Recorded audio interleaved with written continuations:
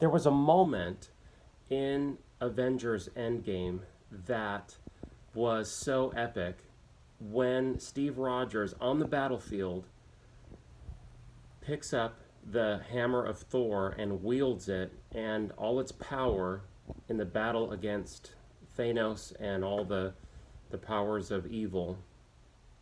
It was so awesome to see him, um, you know, be worthy and to see that just confirmed in that moment. I saw something online where someone was conjecturing that in order to be considered worthy of wielding the hammer of Thor, that's why it wasn't until after, he had been sort of exiled, he was a wanted criminal, and he had to sort of give up the shield and give up the uniform after Civil War and go, to be sort of um, a wanted man, to go live in Wakanda, in another country, and another continent, and live in hiding. And it was, that process of being humbled through those experiences that allowed him to be considered worthy to later on wield the hammer of Thor. I want to totally disagree with that, and tell you the moment when my opinion, he becomes worthy to wield that hammer, and it's much, much earlier than that. So you saw in fact, right, I went back and watched the first Avenger film.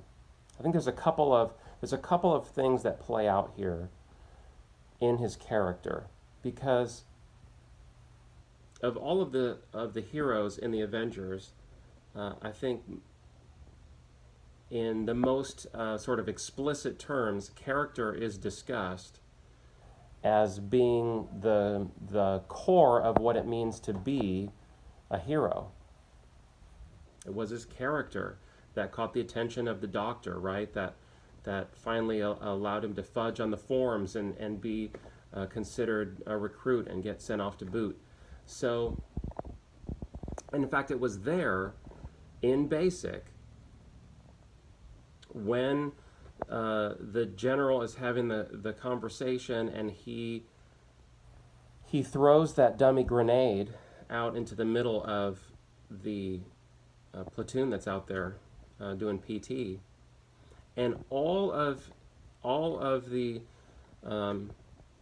other recruits, they just start taking off. They start running away. There's no cover. There's nowhere for really them to go and not be exposed to shrapnel.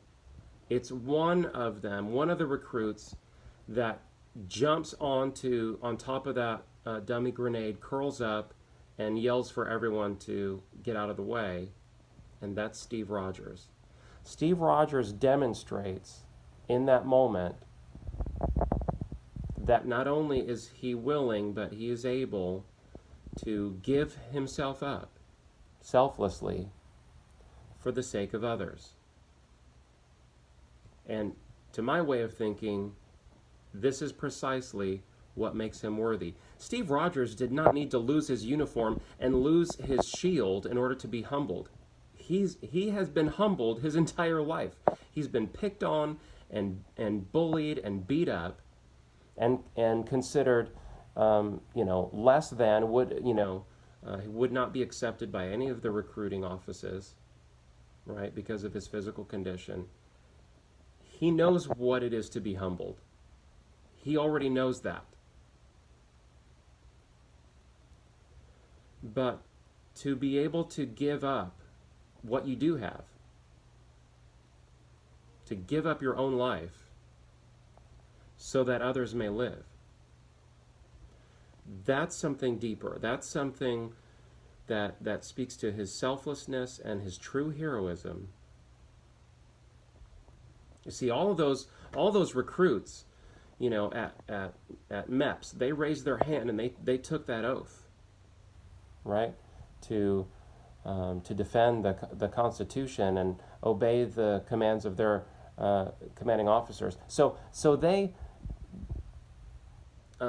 symbolically already gave up their lives. They gave that blank check of their lives to service in that moment. But it was Steve Rodgers that, when called upon, when he sees that dummy grenade roll out and he actually jumps on top of it, see, he demonstrates that he actually believed those words and was willing to demonstrate what that looks like with skin on it.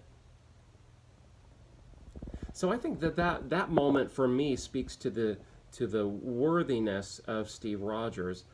And then I would go one step further, if in case you want to think of another moment, not when it was just the willingness, but when that sacrifice, it was time to actually make that sacrifice, and it was not a test for Steve Rodgers. And that is at, towards the end of that film, when he has to fight his way onto that aircraft and fight off all of the Hydra goons, right? And then face off against Red Skull himself. And the plane, in the process of that, the plane is disabled, and he has to crash it so that it doesn't, complete its transatlantic flight, and then there may be potential victims in a city or whatever, so he decides to crash it, and it cannot safely land, right? So now, this is not a test. This is legit, and Steve Rodgers, now, even though he's physically, with the serum and all of that stuff, now that he's Captain America, doesn't mean Captain America is, immortal and that he can never be killed. No, he gives up his life and crashes that plane, says goodbye to the love of his life, and that's it. And even though we know, as readers of the comics, and those of us who went to all the films, we know that eventually his body is discovered and thawed, and because of the fact that physically he's been altered, he's able to actually recover after more than 70 years of being encased in ice. He's able to recover and become the Captain America that you and I remember reading about in the comic books and have enjoyed watching in the Avenger movies. But you see, it was that moment when he gave everything. You see that picture behind me in the screen? There's a quote on it from John chapter 15. It says, "Greater love has no man than this, than that he lay down his life for his friends." That's the description of Jesus, of what the greatest love is, right? And that's what Steve Rodgers demonstrates when he crashes that plane and gives up everything in his life, gives up his life itself for the sake of others, so that others may live, right? To my way of thinking, this is the moment. It's maybe a pairing of these two moments in his life. The demonstration of the willingness to do it in basic, and then the actual moment when he does it, and it is not a test, and he lays down his life for others. This is what makes Steve Rodgers worthy to wield the hammer of Thor. Now, we saw in a movie where all the friends are kind of hanging out in that film, you remember, and they're all kind of taking their turns trying to pick up the hammer, and you see him go up to it, and he puts his hands on it, and it moves, and then he sort of tugs on it, and it doesn't go any further. But you see kind of the look, the reaction. I can't help but think that maybe when he moved it, he knew, but he also knew enough about his team. See, a leader knows the strengths and weaknesses of his team. And this is, again, I'm just conjecturing here. You can please prove me wrong in the comments below, or maybe you have some other idea, but I kind of think that maybe Steve, when he moved the hammer, stopped really trying to move it, because he knew how that might affect Thor or other members of the team, and and let it be. And only in the moment when it was absolutely necessary to do so did he pick that thing up and use it to its full potential and demonstrate to all of us who I think innately knew, in our hearts, we knew he was worthy, and then we got to see it on screen. That's my take on it. Maybe you have, something, other idea on that. Uh, Let me know. If you like this video, well, like it or share it or make a comment. Thanks for watching.